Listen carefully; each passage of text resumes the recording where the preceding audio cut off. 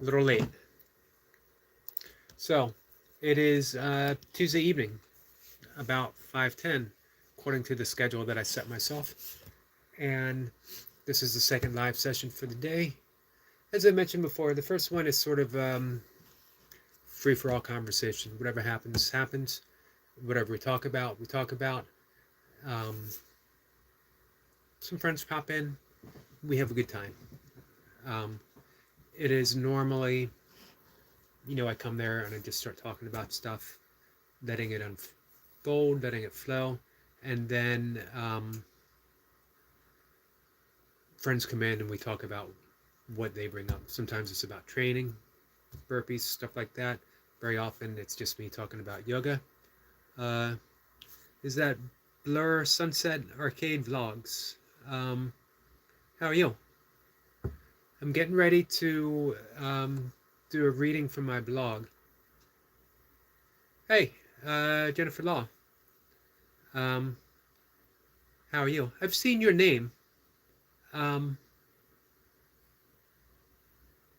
where have I seen it? Is it from James Skype or is it from Mayhem and Miracles?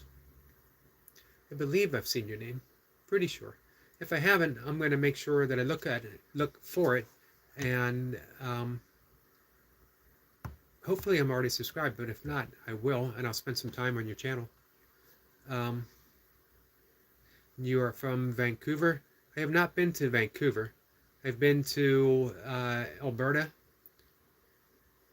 Absolutely love it. I love all parts of Canada. I'd love to go to Vancouver. Um, Blur Sunset Arcade Vlog says, I connect with you on James Skype Skype. Uh, awesome. I made a lot of really good connections from James Skype, as well as Mayhem and Miracles and some other channels. Absolutely awesome.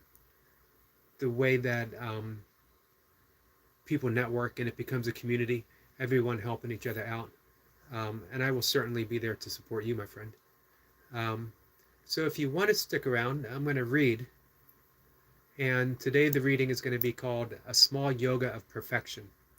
And what I normally do is I read it once and I mess it all up. I'm a horrible public reader. I wish I was better. Part of why I'm doing this is to get better, because I do enjoy reading. Duncan Walsh, Fitness Motivation, is here.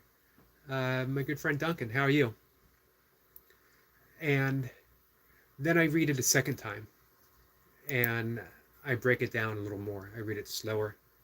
Um, Blue Sunset said that she needs to go. Thank you for popping in. I appreciate it. Duncan says, hope you're well. I'm doing pretty good. My back is in and out of uh, whack. Some days I think I've turned the corner, and then out of the blue, for no reason at all, uh, it hits me again. I've changed my yoga routine around. I've threw in some poses that give me trouble, but I was tired of not doing them. I'm trying to work through the issue the best that I can, the best that I'm able. I have I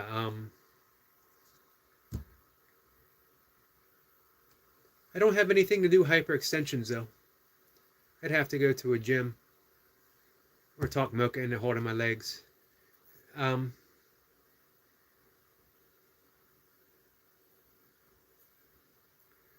Duncan said that he's revisited them.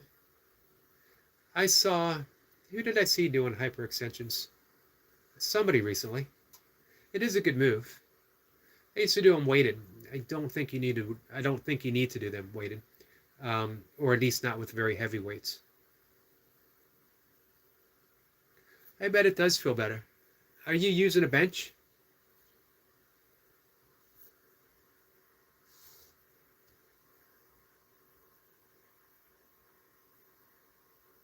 One set, 30 to 40 reps, high reps. It's good. Um, man, I wish I could throw them in. I mean, I guess I could do a version.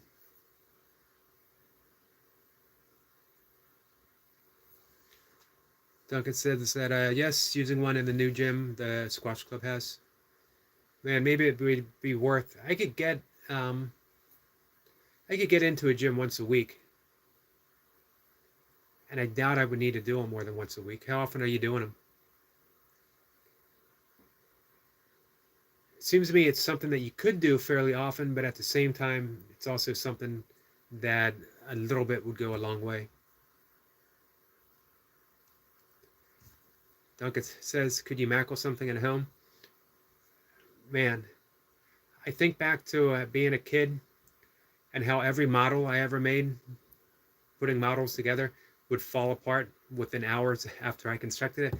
I'm not sure that I would make something and trust my body weight on it. Um, I'd have to give it some thought. I'd have to look online. You know what? I bet you somewhere on YouTube, someone has a do-it-yourself um, hyperextension bench.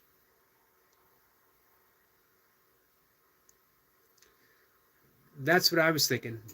Um, you could probably do it off the end of a bed. Would probably be best. But shouldn't you get a full? Um, what's the word I'm looking for? It's not the extension, but the full tilt at the bottom. I would only be able to get a partial one before going back up. So I think there might be something.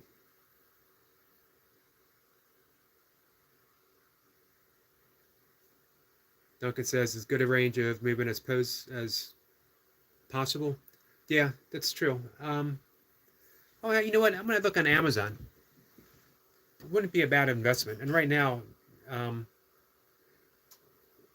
that I'm unable to fully turn the corner. Like I said, I feel like I'm almost there, and then bam, I'm back a day or two. Don't know what it is. It could be almost anything. I mean, the way I heard it was shimming into my car when it was parked. Somebody was parked too close to me. So I just never know. Duncan says if you can hang off your waist, I can give it a try. Start off slow. I might just do like one set of 10 twice a week and then work my way up. Maybe 2 sets of 20. So, Duncan, I'm going to read from my blog. Like I said, I usually go through it twice. First time, I do my best to get through it. Second time, I do it slow and I break it down. It always goes better the second time. I don't know why. Some days it flows well. Other days I'm stumbling all over my tongue, as if I've never spoken before. And then I'm always happy to talk about it, or talk about related subjects, or talk about totally non-related subjects. As you can tell, I'm almost always willing to talk about something, even if I don't know anything about the subject. I find myself talking about it. Actually, you don't need to know anything to talk about a subject if you ask important key questions. If you got an open mind. Conversation isn't always displaying how much you know, as it is how much are you willing to know, and how much are you willing to simply say, I don't know, but I'd love to hear more. I'd love to find out. Anything along those lines.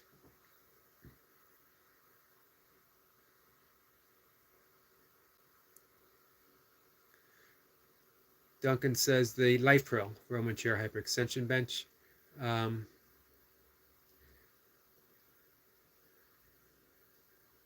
Covers a lot of ground. Foldable is a big issue. I'll look it up. So Life Pro. Let me jot that down on my many ever-present notebooks.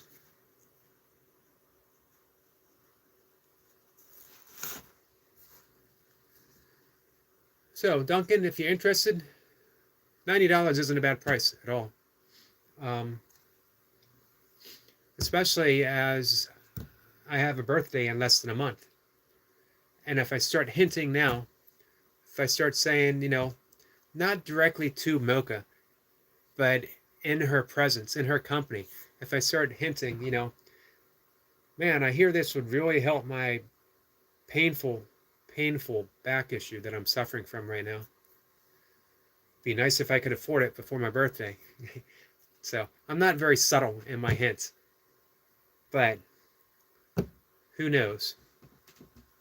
So All right, Duncan, I'm going to read. If you'd like to stick around, um, if you don't want to stick around, that's fine too. I appreciate the company and the information either way. And I'm actually happy to hear, um, one, I'm glad you shared it with me, and two, I'm glad it's working so well for you. So this is called A Small Yoga of Perfection. And I actually wrote it a year ago today, to the very day. And here it goes. A small yoga of perfection. Our practice itself becomes an awakening, not by any means of achievement, but that what we do is seen in a new light, more relaxed now, with the grace of presence and every action being perfect in its as it unfolds. This is yoga, all of it, from asana to meditation, and whatever else takes place takes place through our attention. For me, this includes my morning writing, the whole ritual of readying myself for receiving words, and with even the feel of keyboards to my fingers, a small yoga of perfection. It's a practice of awakening. Here, practice simply means to perform. It's what we give our attention to, an action that brings us deep joy through its repetition. Nothing is being sought by practice. Awakening happens on its own, continuously so, and what we do now is only for the pleasure of its performance. This is spiritual practice, truly so, as it invokes our deepest essence to join in everything that we presently doing, and nothing can be distinguished that isn't spirit, or every act being a small yoga of perfection. So really, there's no valid debate on the cause of awakening, on if our practice leads us towards enlightenment, or if it takes our mind astray. What we do, everything, is a small yoga of perfection, an awakening completely on its own that simply calls for the pleasure of our attention. Give yourself to any practice that calls to you with joy. Surrender any notion of progress or even direction. It's all yoga, or every act being a small action of its own perfection. So, I definitely messed up, but I'll go through it again, slower. You know what, Duncan? First off, I will split the cost for your birthday. Thank you. I appreciate that. No need to. But that's a nice gesture. On a second note, I couldn't help but think, as I was reading this, some thoughts from you on what you might be thinking. Duncan said he enjoyed the reading. Thank you. But you know what? I was thinking about you playing squash and about your workouts. The repetition, how the very repetition of practicing squash becomes a yoga of itself, becomes what I was calling here a small yoga of perfection. Just practicing the swing and the swing, practicing the backhand. That the things that we give our attention to, and by attention I also mean love, the things that we're deeply committed to, it becomes our yoga. Yoga isn't, everyone thinks yoga and they think of the postures, the asanas, going through the poses. And yet, yoga goes from the ethics of our practice all the way to samadhi, samadhi meaning awakening or enlightenment, bliss consciousness. And anything can take you there. You have to have a certain integrity to practice squash. And by integrity or ethical concerns, meaning you can't lie to yourself and say you're better than you are, or that your swing is exactly where it needs to be.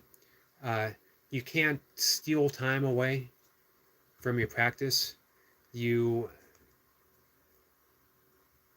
have to have those Duncan says practicing shots repetitiously can be very therapeutic. I remember that well from the days of judo, as well as even burpees, most especially burpees, nasal breathing, where I've slowed things down, where I can't chase reps in the same way that I used to, um, because you get into that air hunger so quickly. It's cost prohibitive. To get 1 or 2 more reps puts me in a position where I can't get more reps. So again, I liken it all to that small yoga of perfection, committing yourself to something small, committing yourself to the repetition, not even for the thought of getting better, but for the thought of devoting yourself. There's a branch of yoga called Bhakti Yoga, which means devotion. It's the yoga of devoting, of devotion, devoting yourself towards something specific. And this is where I think squash, to be an athlete at that caliber that you were, is Bhakti Yoga. You're devoted to that. And that each and every practice that you do, every aspect of the practice, unfolds as your, what they call in yogic philosophy, sadhana, spiritual practice. We've gotten to the point where, we always think our spiritual practice is praying, it's meditating, it's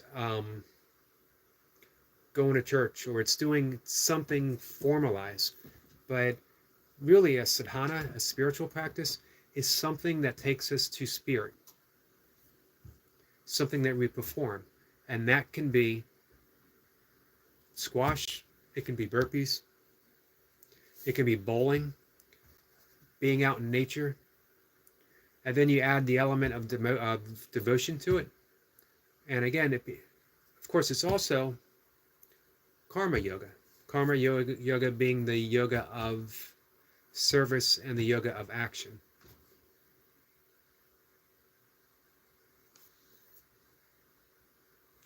Let's see. Duncan said it can also be frustrating if you start to provide a target area where you have to hit a target area a certain number of times in a row. Yoga, I guess, doesn't have that frustration. No, it doesn't. I think that's where things split. Although, I think there might be a runaround to that. The way of practicing without practicing, like a Taoist approach, doing without doing, to hit a target, almost a Zen state, that the miss is as good as hitting it, because each miss helps align us back to the target that we're shooting for. Each miss gives us feedback, and then we adjust and we do it again.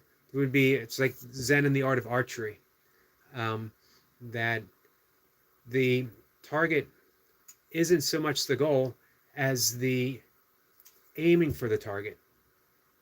The perfect aim, meaning from breath to drawing the bow back to everything. Everything has to be perfect. And if you hit the target, but one aspect of it was off, then you still didn't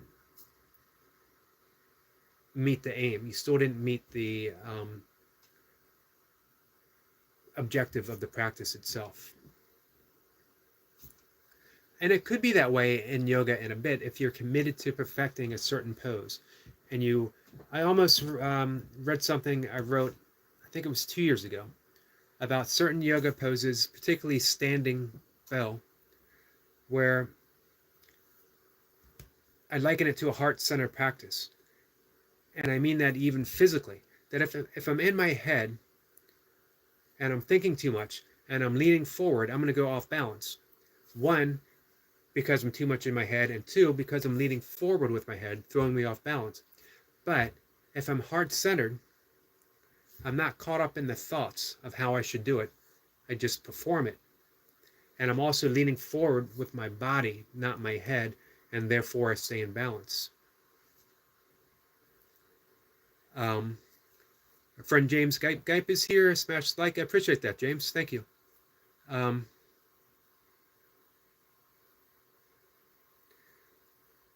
Duncan says, one of the things I've always said is there is a saying, practice makes perfect, but only perfect practice makes perfect. I agree. Um, and also, that doesn't rule out mistakes. I think that's the frustration for a lot of people is practice perfect does not mean it doesn't have mistakes. It means that you're correcting your mistakes, that you're being mindful, that you're realizing the mistakes that you make and you're making those micro adjustments to perfect the movement. And mistakes are part of achieving that perfection. Without the mistakes, you don't have any feedback. I remember reading once, decades ago, that airplanes are off target. If you're flying from BWI, Baltimore, Washington International, it's my local airport. I think it's called something else now than BWI, to London. The pilot might be off course 90% of the time. It's not a straight shot from Baltimore to London.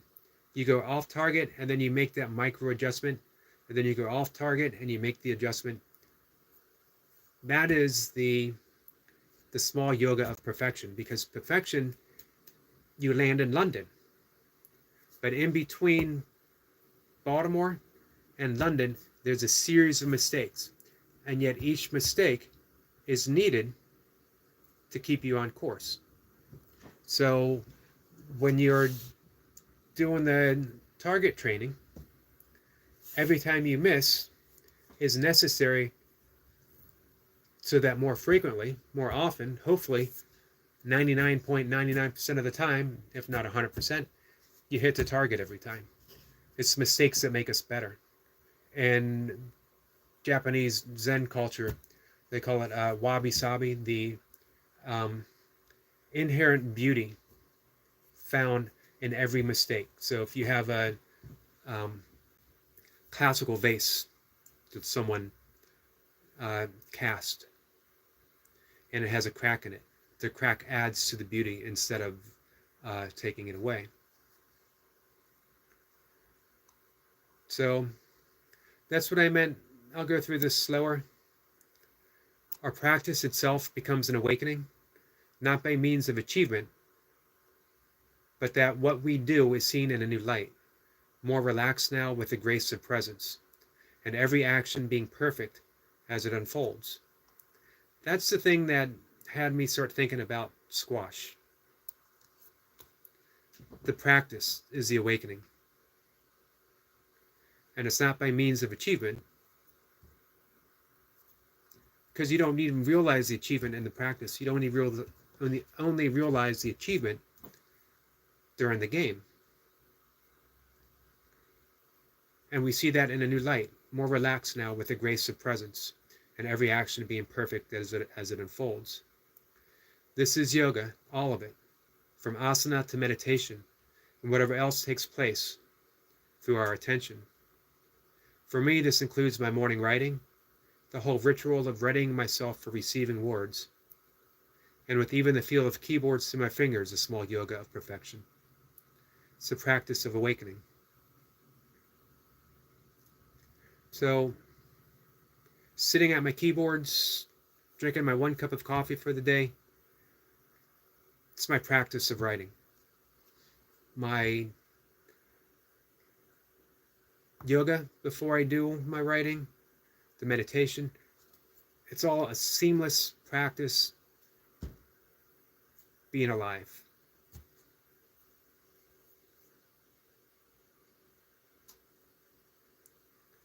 Duncan said, unfortunately, I spent many hours practicing drills with which were very little use through bad advice and coaching. Duncan, do you coach yourself? Do you coach other people yourself?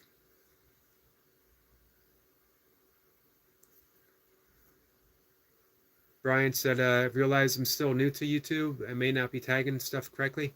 I don't know if I'm tagging stuff correctly either. It was, as a matter of fact, it was Duncan who got me to start tagging. Duncan is a font of wisdom, Brian. From YouTube tagging to squash to burpees to helping fix back problems, um, as well as being a heck of a nice guy.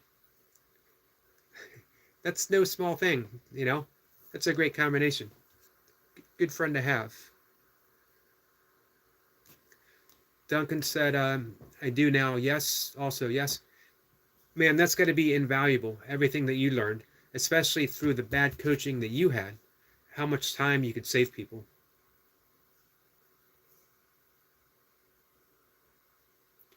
Brian said, yeah, but I had a gut feeling to stop using one, and I probably will. Go with your gut, that's for sure. Duncan said, haha, if the back fixes, it will be worth it. Yeah, definitely. It's been the longest issue I've had in decades.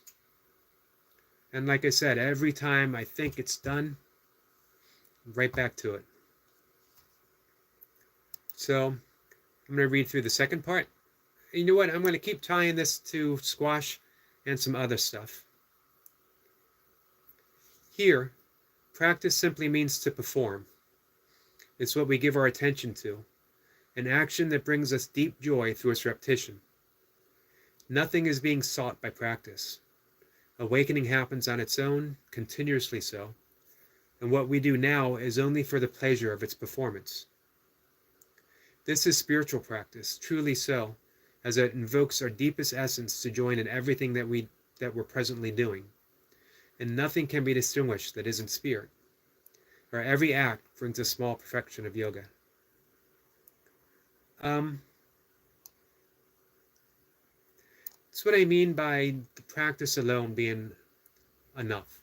Of course, that doesn't discount or rule out the actual game or the actual end result. But here's a question for you, Duncan. If you could have gotten the end result, if a squash genie showed up and granted you the wish of reaching the squash level that you did or higher, and you didn't even have to practice, would you accept it? For me, practice is everything. If someone said, if the burpee fairy showed up and said, I will grant you the wish of 150 Navy SEALs in 20 minutes and 300 plus 6-count burpees in 20 minutes, and you never have to do another burpee again. You only have to do it that once. Yeah, it wouldn't be worth it. And as Duncan said, I haven't really earned it. It's the practice. It's that countless repetition that really counts in the end. It's the thing that we fall in love with. We fall in love with the doing. The games are fun. The end results are fun. We love the trophy. If you're a pro, we love the paycheck. But one of the things Duncan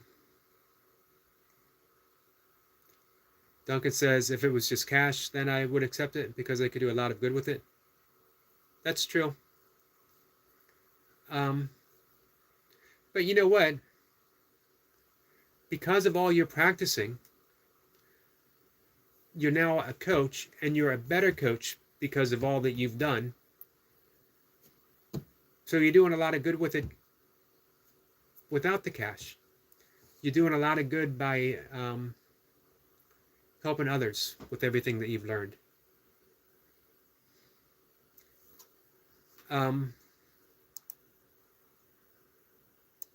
It's interesting.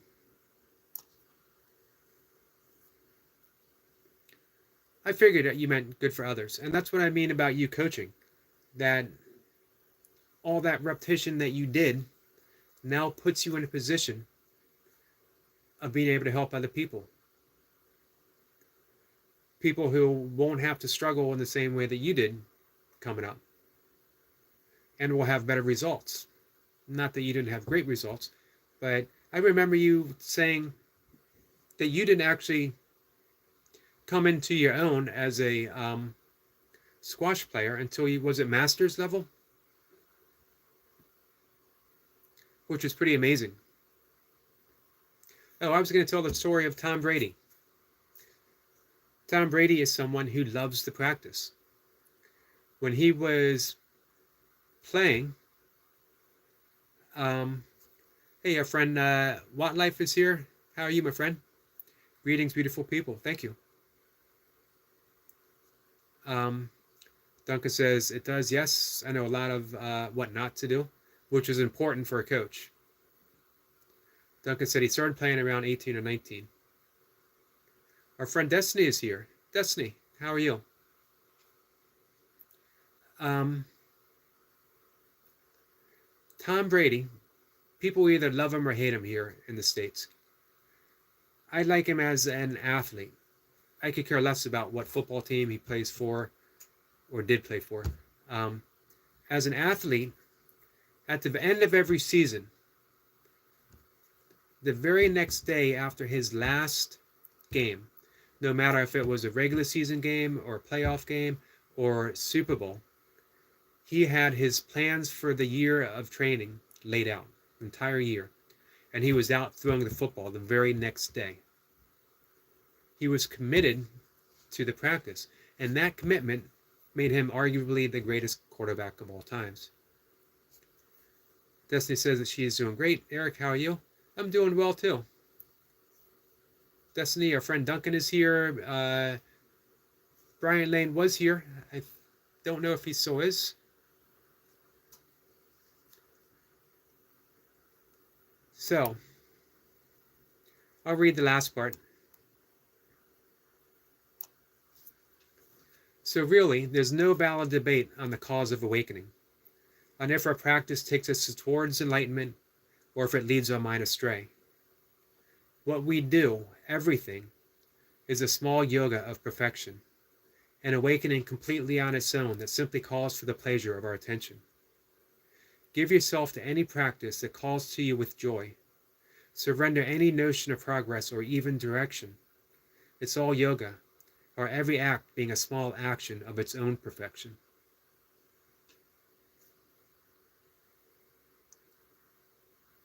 I think that's what I really enjoy about burpees. Just one rep, one rep, one rep. Not even thinking in terms of 200 reps. That plays in the back of my mind. I always know sort of how many I wouldn't mind getting. The only way you get to 200 reps, what is it, the saying of Confucius? Every journey begins with a step.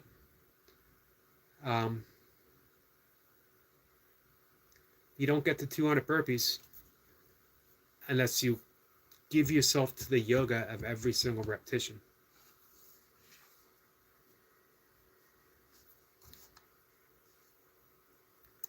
So this is the point where we take yoga off the mat and off the meditation cushion. And it becomes part of our everyday life. That every practice needs to eventually become a seamless expression of who we are, of what we do. Be it yoga, or the practice of yoga, or even squash. I can't speak for Duncan. I'm going to guess the answer to the question that I'm going to ask. Duncan, are you a better person through what you've done with squash? Not just the achievements, but the practices themselves, of those endless swings, of that endless target training, of every tournament that you played in, of the traveling to tournaments, of every coach that you've had, every ounce of practice that you put into squash. Are you a better person? Not a better squash player, but a better person.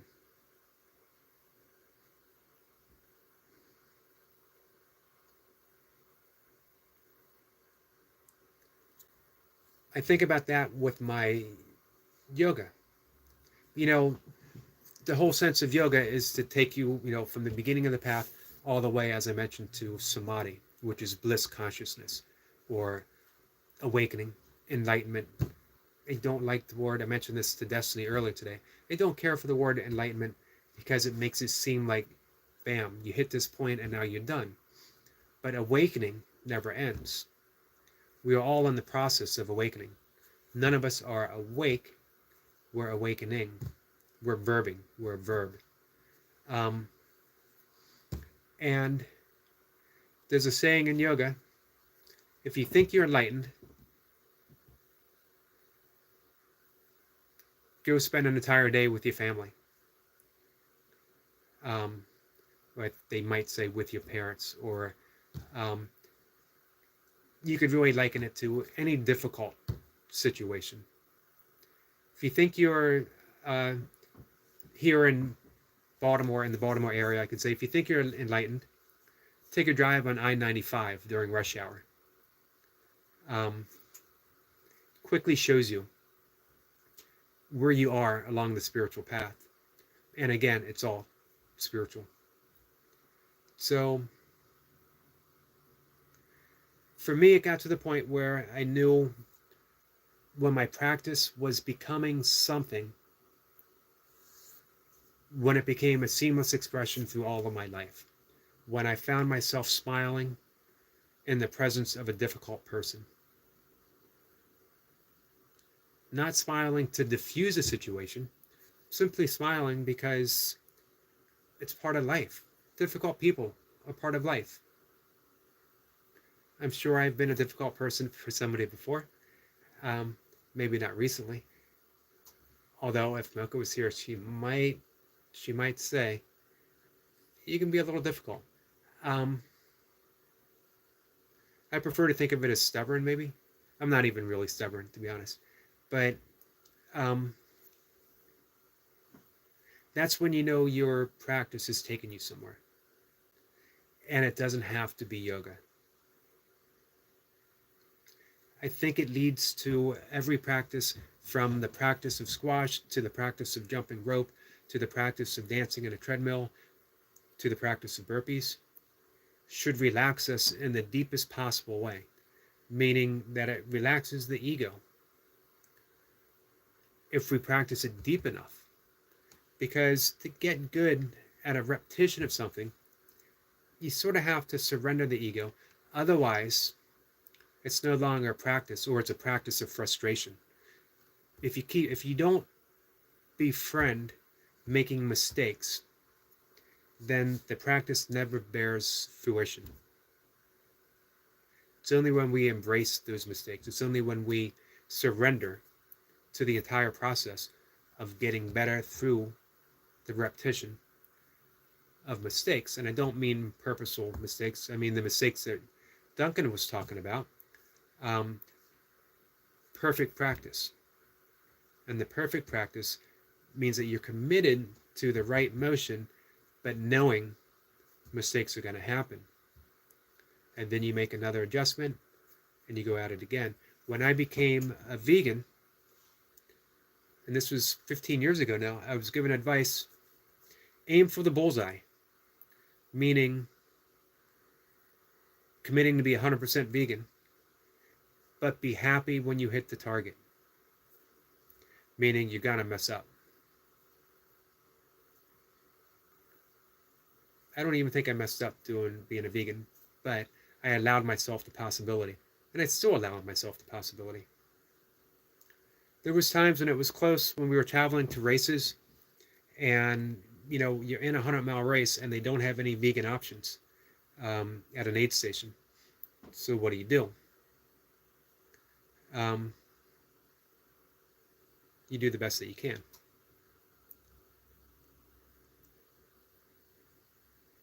So that's where we are with that. That's what I meant by a small yoga of perfection. And I wrote this a year ago. I will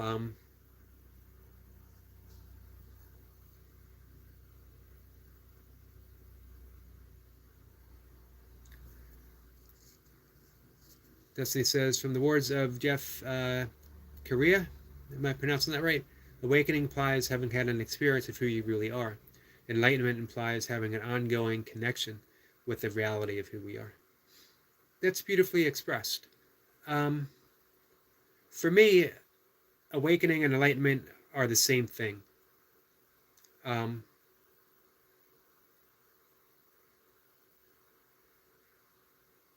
the experience is the thing, is how I view it. You can't have the experience without the knowingness of the experience itself. And that with awakening being an ongoing process, it means we're always in that process of awakening.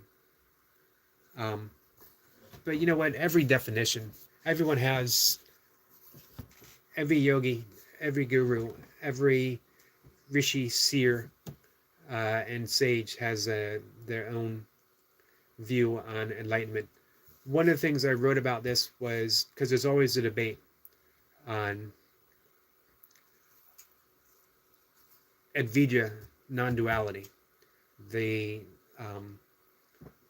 sort of modern awakening where people have that almost instant fall away of relating to the personality, and they're in that non-dual state, and they'll say you don't need to practice because that's who we are. In reality, we're already there. How can you practice when you're already there? And that's the debate in non-duality circles. And sometimes people try to draw me in because I'm all for practice. And they say, how can you have an awakening and still want to practice? Because my practice is my awakening. Because I love my practice. I have a deep joy when I do it. I don't need to do it. I'm not trying to achieve anything in my practice of yoga. I'm not trying to achieve anything when I meditate. I meditate for the sake of meditation. Also, I got some issues. You know, a lifelong darkness, a lifelong depression, as well as many other things that have magically lightened up through my practice of meditation, my practice of breath work. So I am a better functioning human being when I practice yoga. Do I need to practice yoga? No. But I love practicing yoga, so I continue.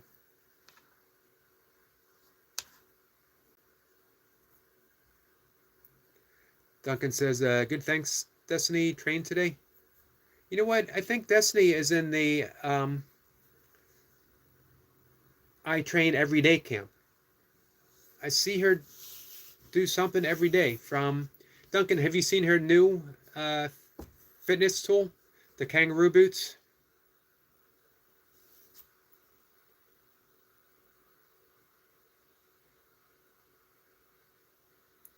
Destiny says, everybody has their own truth. It's the truth that makes us free. So we must stay true to what we know and believe that's right for us. I agree, and I would add, at least for myself, to not be afraid to surrender what I know for the ever expanding process of truth. Because what feels true now, and as we expand, as we grow, as we become more of our true selves, we let go. We let go and we let go and we let go. When we let go, when we practice the art of letting go, we're unbound. Nothing restricts us. If you could let anything go in an instant, imagine how free you would be. I'm not there. Certainly not there. But through the years and through the years of my practice, I learned to let more and more go. Maybe there comes a time when you let go of the practice. I don't know. I think when it happens, hell no. If it happens, but maybe not. Again, if you enjoy it, if you love it, we just do it. Duncan says, yes, I think so.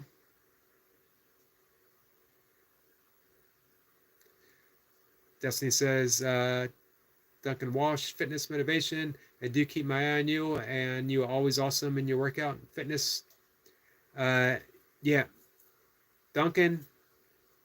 I put Duncan and Tony head of the game in explosiveness, in that continuous explosiveness. So I'm about to swallow a pill, guys, in case you see me swallow something. This is 10 milligrams of melatonin. Some people um, don't take a lot of supplements. I take magnesium. I take melatonin. Um, uh, Triphala, which is an Ayurvedic herb, which is great for digestion and some other stuff. Good for the immune system. Uh, Ayurvedic masters swear by it, and it has helped me quite a bit. Um, Having sleep issues that I've largely have gotten better with through, I talk quite a bit about sleep hygiene, and sleep hygiene has been huge for me. But part of it is keeping the circadian rhythm where I want it to be, and the melatonin helps.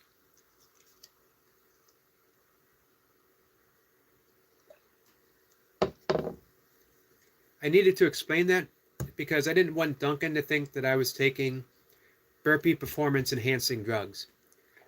That the power of my nasal breathing is due to performance enhancement drugs.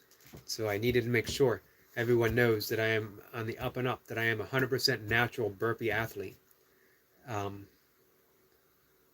Oh, you know what? I do take creatine. I think I answered that question to um, Duncan that he posed on whether he thought it was worthwhile, and I do quite a bit. I didn't take it when I was running or when I was ultra running. Didn't think it was needed, although I started to towards the end because I found that running so much, I was, even when I was still working out and I was doing a lot of kettlebell work, I felt like I was losing some uh, muscle tone. I didn't worry about losing muscle mass. I'm not going to keep muscle mass on when you're doing ultra running. Um, I'm not. Maybe someone else can. So it was towards the end of my ultra running career. I think it was helpful for me.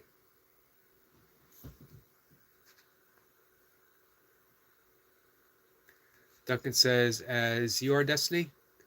And Destiny says, yes, Duncan Walsh, fitness motivation. We both believe in fitness and health as being our lifestyle.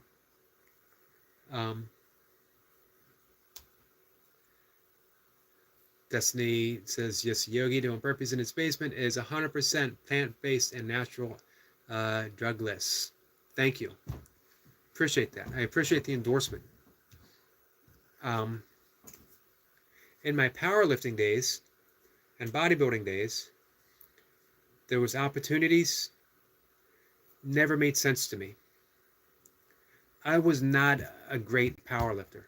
I mentioned before, in order for me to bench over 300 pounds, I needed to bulk up to 220 pounds. Not a great bench. I was gym strong. There was not a whole lot of people in my gym who could bench over 300 pounds. Competition, I wasn't even middle of the pack. I was down towards the bottom. In order for me to get a bigger bench, I would have had to get up to 250. But again, at what cost for my health?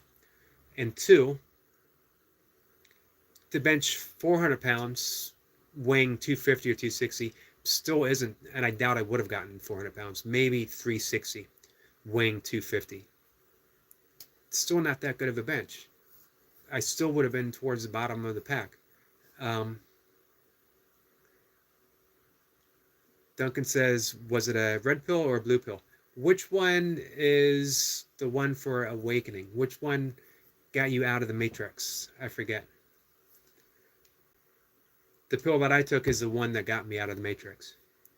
So I was offered I was told by other powerlifters, hey, this will give you an advantage. But I realized that I'd still be just a stronger guy in the gym. I wouldn't have done much better in competition because everyone in competition would be doing the same thing pretty much. It just, for something that I was doing for fun, I was never going to be great. I was only going to be okay. Even with performance enhancing drugs, why feed the ego? Now that is a real life direct benefit of my meditation and yoga practice, was realizing, you know what, it's okay to be just okay. To take performance enhancing drugs to be just a little more than okay did not seem um, a very wise move. Same with bodybuilding. I would have been a so-so bodybuilder if I'd signed up for competition twice and backed away because I could not bring myself to um, get up and pose. I could not even bring myself to put on a um, posing suit, let alone get up on a stage and pose. Duncan said he took them both just to be sure. Wise move. So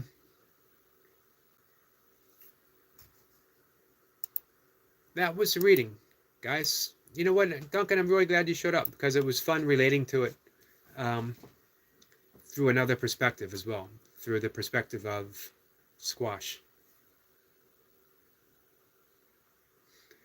Sometime when I'm going to shut things down in a few minutes, sometime when we have more time, or maybe in a video sometime, Duncan, I'd love to hear about what drew you to squash. Of all the possible sports that you could have excelled in. It seems to me that you would have made a really good sprinter or a cyclist. I don't know why a cyclist. I just get this vision of you being a really good cyclist. Destiny says the Matrix is a red pill, which would enable him to understand what was actually occurring outside the illusion created, or a blue pill, which would allow him to return to the experience only that illusion. You know what? I absolutely love the metaphor of the Matrix because it's a deeply yogic story. It's our key to awakening. It's the maya, the illusion that we live in on a day-to-day basis. We don't realize that we're enchanted by our own mind. We're enchanted by our addiction. By addiction, I don't mean coffee or alcohol or drugs or anything. We're addicted to our thinking. We're addicted to our opinion. We're addicted to thinking that because we think something, it must be true. It must be so. And it's who we are. That we're the narrator. That we're that voice. When in reality, we're the awareness of that voice. We're the awareness of our beliefs and the awareness of our opinion, which means we're also free of all that. So when we make that shift from addiction to freedom, we awaken from the matrix. We're no longer enslaved by our own thought process, our own ego, our own belief of who we are.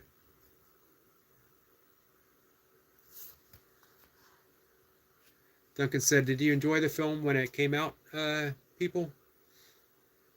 I did. I think it took me a while to see it. I felt a bit of a, I was a bit of a yoga snob.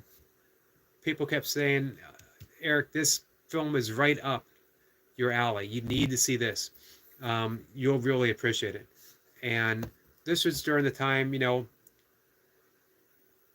I wasn't new to my practice, but I was deep enough in and yet not wise enough to have that discernment that being a yoga snob, it means that you're caught up in the ego, that you haven't made the progress that you think you made. You're just trying to show people that you made the progress that you think you made. Um, and then when I saw it, I thought, man, two things. One, this is a really great movie. Three things. One, this is a really great movie. Two, it's right on the money. And three, as a deep metaphor. And three, I need to stop being so snobbish in my opinion.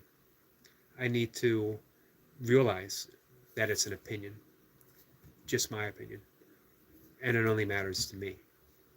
And it shouldn't even matter to me. Doesn't mean you can't have an opinion, but think how many times our opinions have changed. I don't like this food, I don't like this food, I don't like this food. And then you take a bite and you go, hey, that wasn't that bad. I wonder how come I didn't like this for all these years. Your opinion changes instantly. If someone can present a more clever argument, quite a few opinions might be changed. So why would I place so much weight on an opinion? It's just a present moment thought. So that was once again, that was a long answer to someone's question. That was a long answer to Duncan's question. Destiny says, I actually never watched the movie, but I do study the content of the Matrix. That's interesting. I did not see the last one. Destiny says, I have to be on my way. Thanks, Eric and Duncan Walsh. Wonderful conversation. Thank you. Thank you all for being here. I'm going to shut it down as well. Well, almost an hour, which is pretty good for a later conversation. And I appreciate that Duncan was here to join me. I appreciate Destiny coming in as well. And Brian, Watts Life for showing up. And we had, I think, 2 more people earlier. Blue Sunset, thank you for coming in. And then we had someone else, and I can't find the name. I apologize. But I appreciate everyone who shows up. So yeah, anyway, Duncan, closing thought. I'd love to hear you. I'd love to hear about what drew you to squash. So next time you pop in, I want to remember to ask you that question and talk a little bit about that. It doesn't seem, it's not a mainstream sport. Maybe it is, maybe more so in Great Britain. But I know people here who play it. But I'd just be interested in why that in particular for you. Duncan says, twice a week is usually enough for the back extension. Milka's been going to a gym, so I might, and it's right up the street from my house, so I might have to make a trip there, I think. Duncan says, well, that is interesting. Yeah, I thought so. Like I said, I could see you excelling in track and field as a sprinter with your explosiveness. I think the same reason I could see you on a bike, especially maybe the shorter, more explosive sprints. And of course, that might be what drew you to squash. It is an explosive game. And I love that power endurance. Destiny says, again, I wish you all well, peace, happiness, and love. Good night, everyone. Good night, Destiny. And again, thank you. Have a good night. And I'm going to shut things down, too. It actually is very close for me, close to me going to bed. I'm usually asleep by 7. I do a little bit of reading, and I do for me, it's the reading of usually spiritual texts. I read the Upanishads or the Bhagavad Gita or the Tao Te Ching or the Siva Sutras. Sometimes I dive into the Kabbalah. Because I like taking it I like having it feel like it's digesting as I sleep, that it's working through me. And because I've been reading it for so long, it's not something that I know is going to keep me awake. If I were to read a novel, which I enjoy reading, um, it would I would want to keep turning the pages, and my mind would be running as I go to sleep. With the more spiritual text, it helps shut my mind down, and I enter that realm in between sleep and awakening. So, Duncan, remind me, and I'm going to ask you that question. Would definitely like to hear it. But for now, I'm going to shut things down. So, or if you want, Duncan, you could always leave it in a comment. Whatever's easiest for you, however you want to explain it. We're even doing a video sometime of how you got involved in the sport. Duncan says, speak soon. Definitely. And thank you again. I appreciate it. Thank you for the tip for the hyperextensions. I'm going to see what I can do. I like the thought of having that portable hyperextension here at home. So, guys, thanks. Have a good night.